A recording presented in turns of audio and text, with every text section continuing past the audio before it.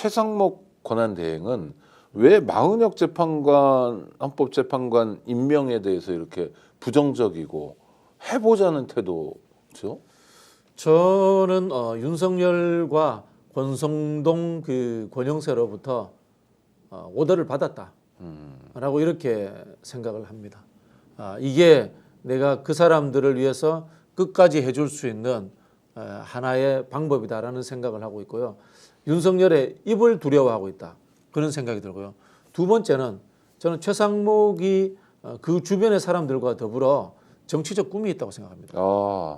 아까 말씀드린 것처럼 저는 이른바 한덕수, 최상목, 이창용, 또 김땡땡 모씨 등 기재부 라인들, 네, 기재부 라인 정치꾼들. 네, 그쪽에 이 사람들이 이렇게 윤석열의 탄핵 잔당으로 물러나게 되면은 이른바 어디 좋은데 취직도 못해요.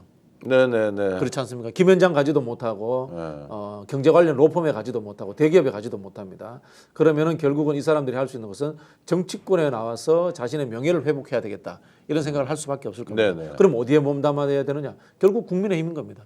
지금부터 국민의힘에서 정치할 생각으로서 보조를 맞추고 있다. 저는 그렇게 봅니다. 그리고 민주당이 집권하지 못하도록 하는데 내가 천병 역할을 하겠다.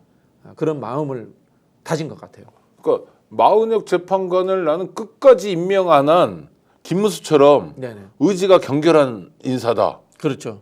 나는 마지막까지 윤석열 정권을 지켰다. 권한대행으로. 그렇죠. 그리고 마은혁 그 재판관에 대해서 사상 검증을 하잖아요. 네. 마은혁을 좌파로 몰면서 보수로 결집시키는 전환점 역할을 내가 제대로 했다. 요걸 이제 인정받고 싶은 거죠. 야, 나쁜 사람이네요. 나쁜 사람이니까 뭐 윤석열 정부에서 저렇게 출세했겠죠. 훌륭한 사람이면 윤석열 정부에 발 들여놨겠습니까? 제가 아는 수많은 보수적인 괜찮은 분들이 윤석열로부터 이른바 장관 콜을 받고도 안 간 사람들이 많습니다. 그렇습니까? 예, 많습니다. 네. 많습니까? 많습니다. 아주 많습니다. 네. 그건 다행이네요, 그래도. 네네네. 최상목은 저질이다. 그럼 탄핵해야 되겠네요. 탄핵하면 정치적으로는 또 성장하는 거겠네요. 저는 순교자가 마은혁 되니까. 재판관 임명을 하지 않는다면 탄핵해야 된다고 봅니다. 첫 번째는 한덕수와의 형평성 문제도 있고요. 네네. 헌법재판소라는 대한민국의 최고 헌법에 대한 해석과 결정 기구의 의견을 무시했기 때문에 직무유기로 무조건 탄핵 사유가 된다고 봅니다. 아니 그러니까 최상목 입장에서는 탄핵이 되고 국회에서 탄핵 소추가 되고 네. 헌법재판소에서 만약 인용이라도 되거나 그러면 네. 그렇다고 공직 진출을 국회의원 같은 선출 공직자는 할 수 있잖아요. 할 수 탄핵 때도. 있죠. 그러면 신나겠네요. 신나죠. 네. 네. 그 나쁜 놈을 혼내주면 그 나쁜 놈이 신나는 구조면 좀 문제가 있네요. 나쁜 정당이 있기 때문에 그런 겁니다. 그러니까. 우리 빵진숙 씨 신났잖아요. 다음에 이제 대구에 빵진숙은 저 법인카드 많이 쓰던 분. 네네. 지금 방통위원장 다시 복귀했잖아요. 그렇죠. 이분 방통위원장 임기 끝나면 대구에서 무조건 공천 받고 당선이에요. 이렇게 생각할 거예요, 속으로. 본인은 예. 빵도 먹고 방통위원장도 하고 당선도 되고 얼마나 좋아요. 대구 사람이시잖아요, 우리 박진영 선생님. 서울말 잘 쓰는데요? 그 지금 서울말이라고 쓰신 겁니까? 네. 충격적이다. 근데 고향을 부인하십니까 지금? 아니 부정하세요? 부인하는 것은 아니고요. 그게 저는 늘 정치인들은 국민 탓을 해서는 안 된다고 봅니다. 이게 나쁜 정치인들의 선동과 세뇌에 의해 가지고 지금 지역주의가 이렇게 뿌리 깊게 자리 잡지 않았나 뭐 이런 생각이 듭니다. 네.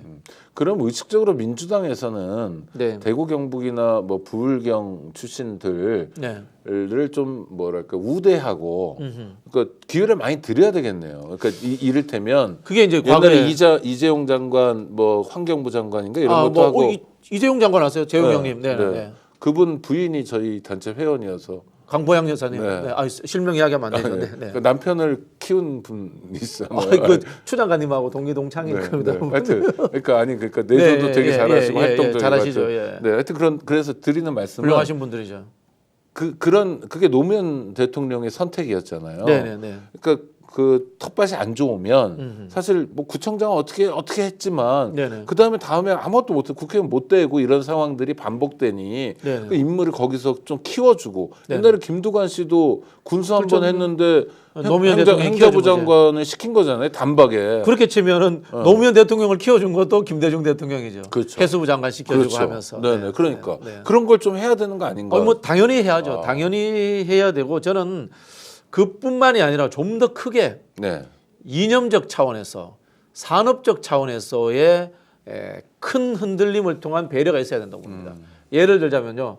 대구 경북에 있는 법정 동 중에 투표하면 민주당이 항상 이기는 동네가 한 두세 개 있습니다. 그렇습니까? 어딘지 아세요? 모르겠습니다. 대구광역시 신서동, 동구 신서동 혁신도시입니다. 아. 외지인들이 들어와서 섞인 네, 거예요. 네. 그다음에 김천 혁신도시 민주당이 득표를 더 많이 합니다. 네. 즉 지금의 지역주의의 핵심은 폐쇄성입니다.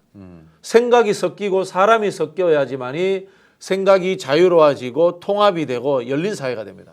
지금 폐쇄적인 거예요. 경기도가 서울 인구가 경기도로 가면서 이렇게 그렇죠. 인구가 섞이니까 지역구가 어떤 정당 입장에서 험지가 뭐 그렇죠. 온탕이 되기도 하고 뭐 이런. 네. 아, 그래서 제가 주장하는 것이 대한민국의 통합 방안은 이낙연을 뭐 복당시키고 있지 않습니까? 뭘 누구를 복당시키고 이게 통합이 아니고요.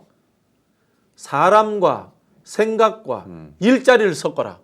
네. 그래야지 저는 대한민국이 통합된다고 보고요. 이 정책을 제일 잘하신 분은 노무현 대통령입니다. 김대중 대통령은 그 뿌리를 심으셨고요. 노무현 대통령이 전국에 혁신도시를 만들고 세종시를 만들고 국가균형 발전을 하시면서 사실은 이런 일들을 시작을 하신 겁니다. 단순히 도시를 지어주고 공장을 만드는 것이 아니라 국민통합, 대한민국 어디에 살더라도 고르게 잘 살 수 있는 그런 평등한 나라를 만들겠다는 꿈을 실현하려고 했던 거예요. 이 조그만 나라, 땅덩어리 쪽 작은 네. 나라 아니고 우리가 강대국이라고 하지만 조그만 나라, 게다가 분단돼가지고 섬나라. 네네.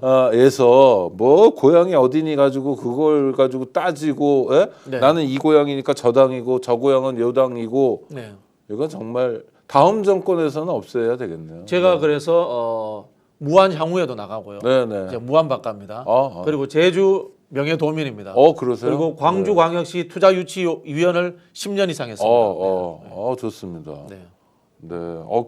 그러네요. 그게 답이네요. 네. 사람이 섞인다. 네. 예. 그래야 대한민국이 발전한다. 네, 네, 네. 대구가 뭐 광주도 마찬가지겠습니다. 네, 네, 한 네. 지역으로만 머물러 있으면 고인물 같이 그렇죠. 되고 네. 고인물은 썩어버리고 그렇죠. 네. 부패하면 그거 누가 마시지도 못하고 네, 네. 이런 지역적 고립을 자초하면 안 된다. 우리 과거에 이제 군사 정권 시절에 네. 군의 폐쇄성을 지적을 했지 않습니까? 네, 네. 똑같은 거는 폐쇄돼 있으니까 총 있으니까 총 들고 가면 나가볼까 이런 생각했던 거 아니에요.